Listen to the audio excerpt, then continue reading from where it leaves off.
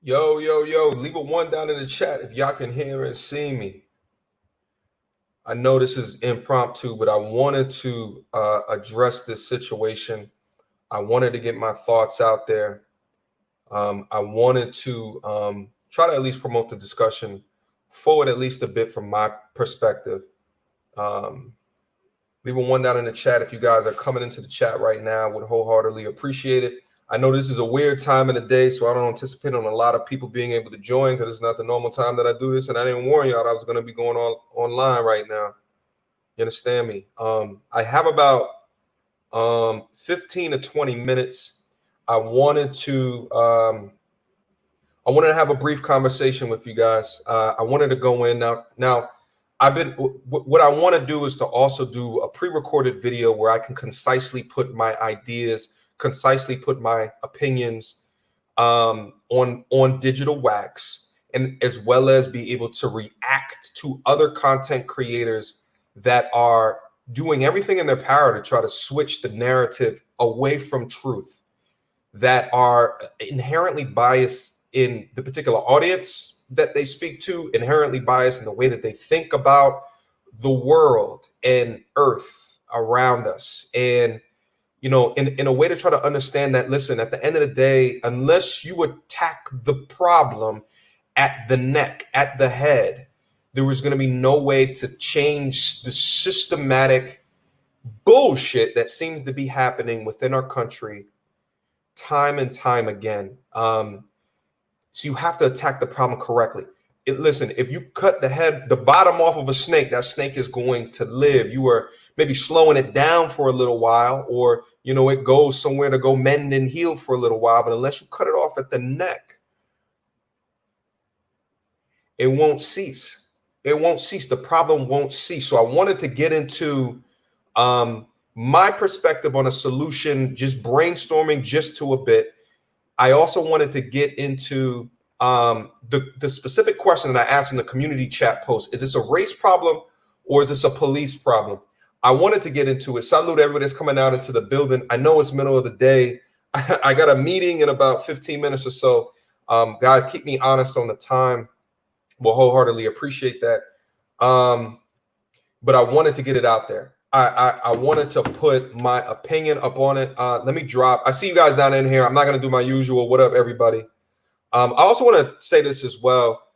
When this happened, I actually dropped this in the Discord. I was going to go live that day, but I didn't think that I was in the appropriate mind space to objectively think about and then talk about the situation as it has occurred because it had so greatly affected me. And it greatly affected me. And this is, from someone who I grew up watching internet videos, and I've seen everything on trust me, I've been into the deep down gross layers of the internet, and I've seen a lot. And I think it's something different when you see it from soup to nuts, from beginning to end. You see the begin, the middle, the end, and it's someone who looks like you, and there is no evidence that points to anything else than being arrested while black. That's what it points to. Okay. Now here's the thing. Let me get back down into.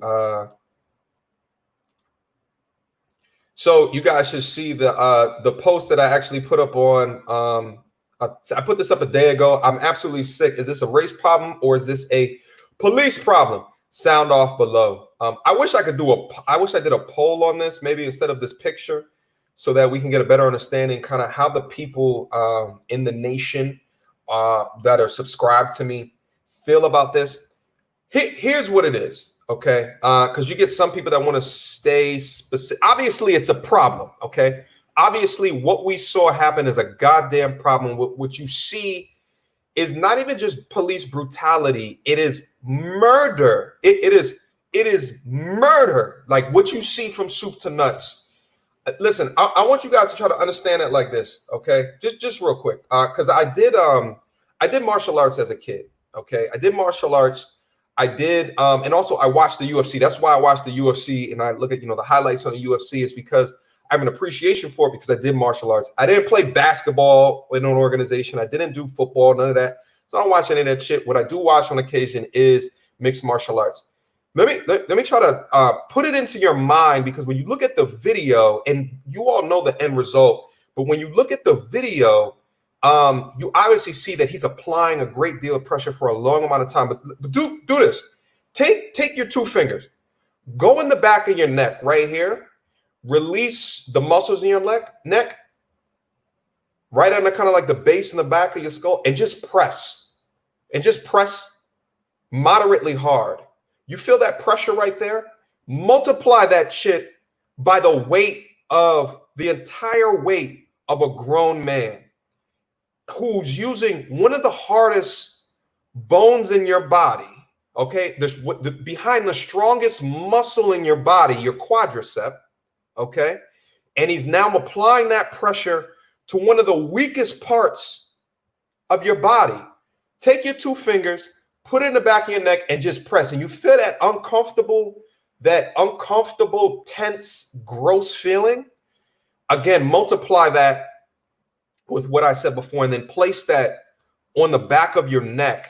And here's the thing. You hear like this argument of, well, if you can talk, you can breathe. And it's such bullshit, because what you can do is, when you put someone in a stranglehold, it's you give them enough oxygen where they can communicate, but it's not enough oxygen, but you're cutting off the blood flow.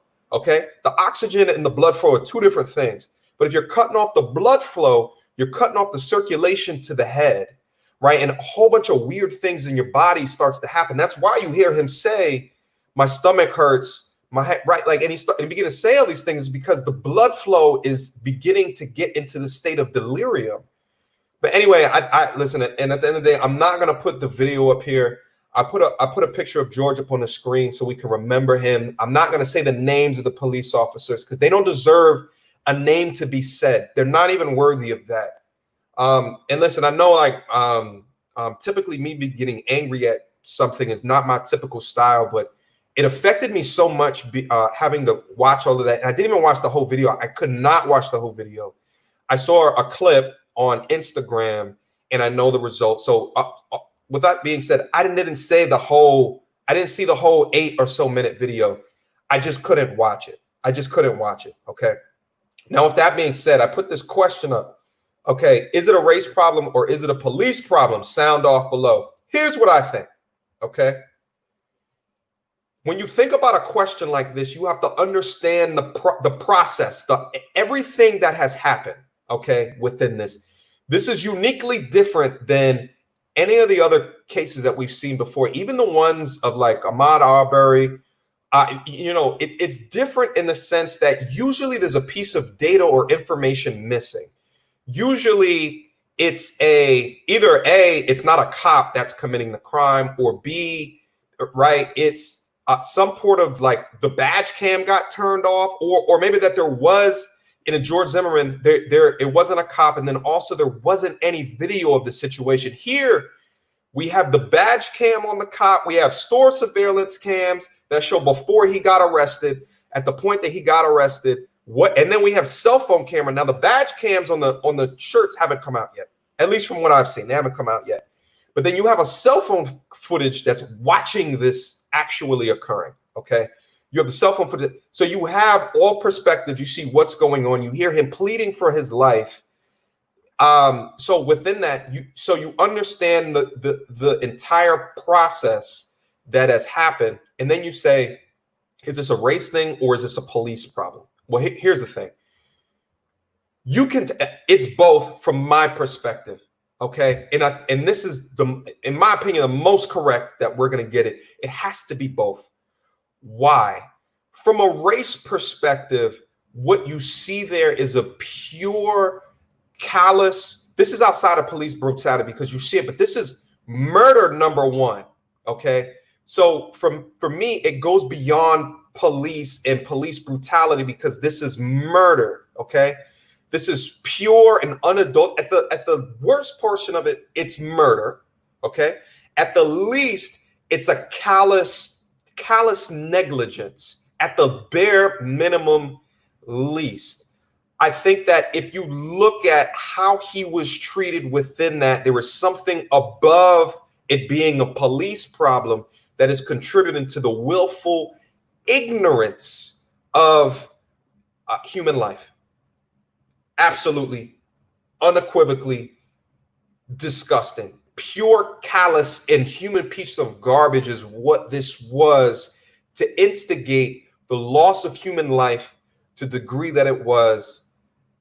It's insane to think about. It is insane to think about that someone can do this unless you think that that person is hating the other person. Okay. And that hate outside of anything else is not, he was resisting arrest. Racism. I think that it's a racism problem with this human being. I do. Let me get back down into the chat, just make sure I'm not missing any comments from y'all. Okay. So race. Absolutely. There's a clear superiority in the way that he held him down, put that amount of pressure on his neck.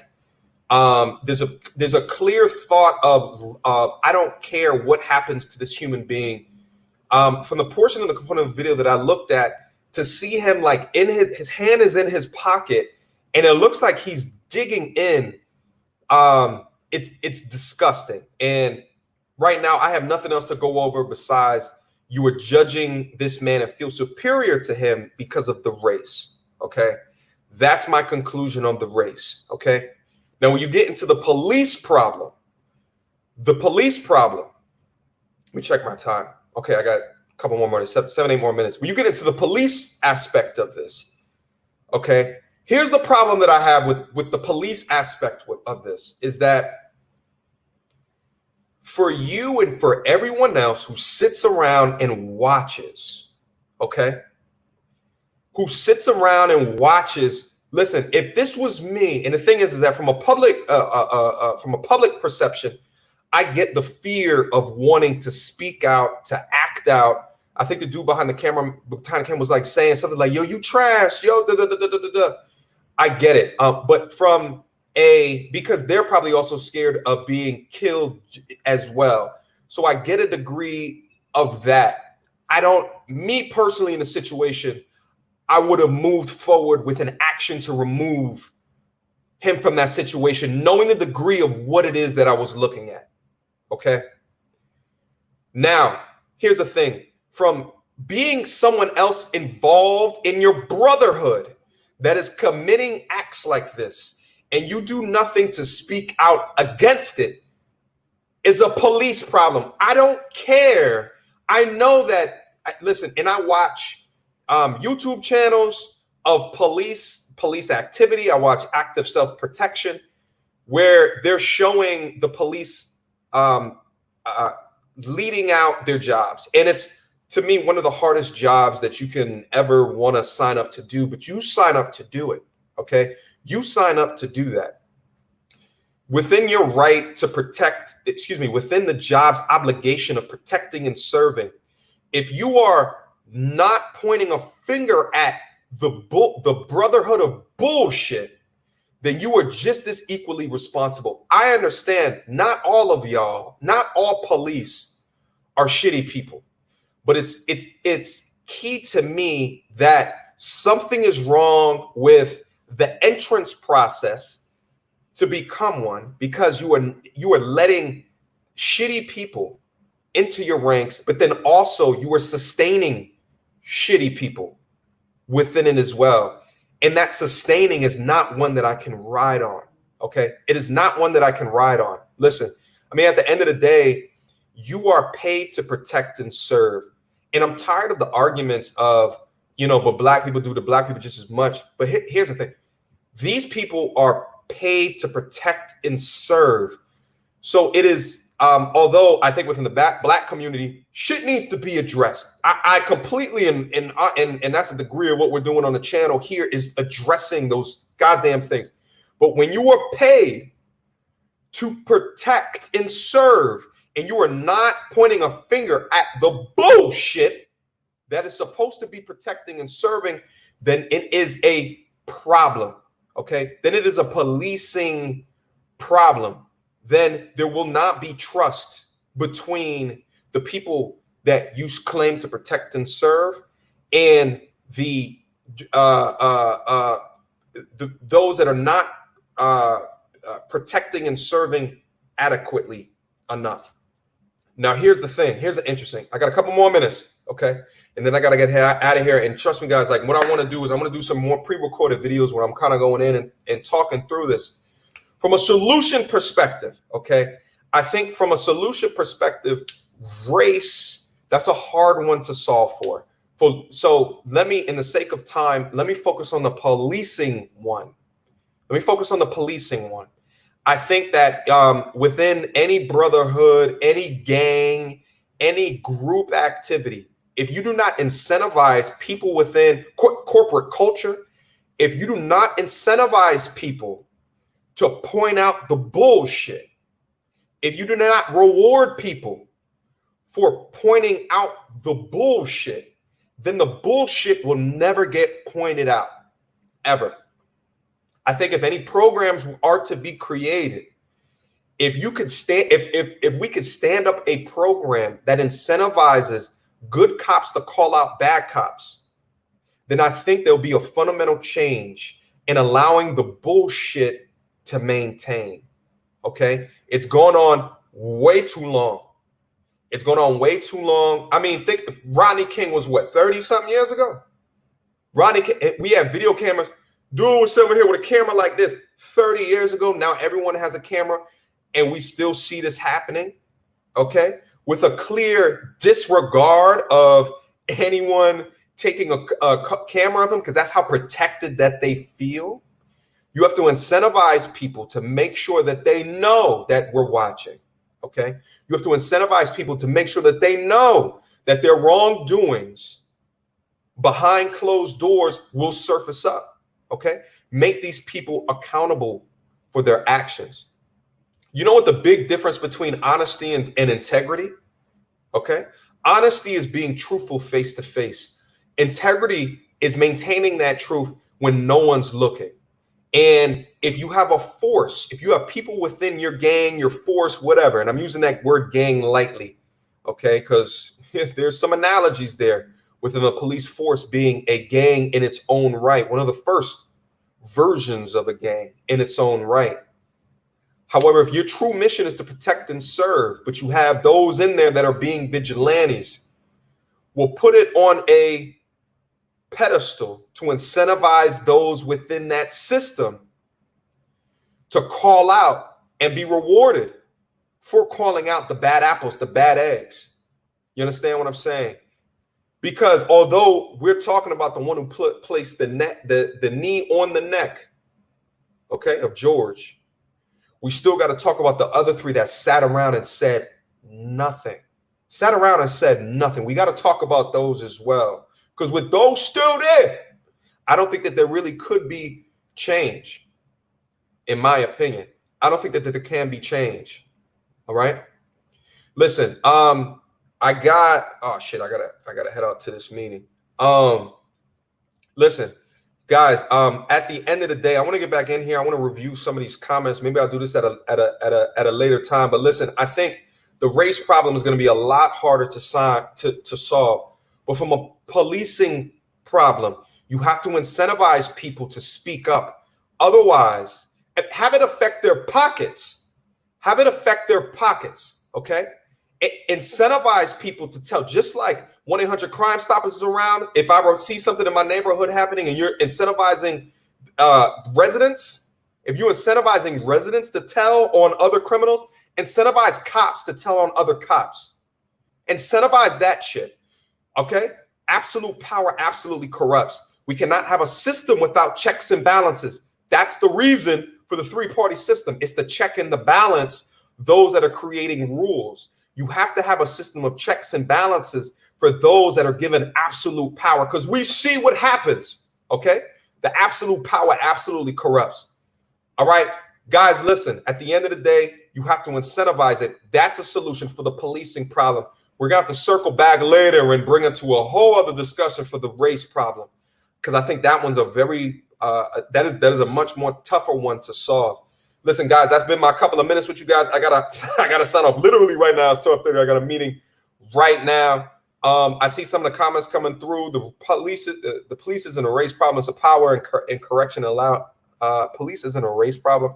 Yeah, it's two unique problems. Okay, you have to call them out separately. You have to solve for them separately.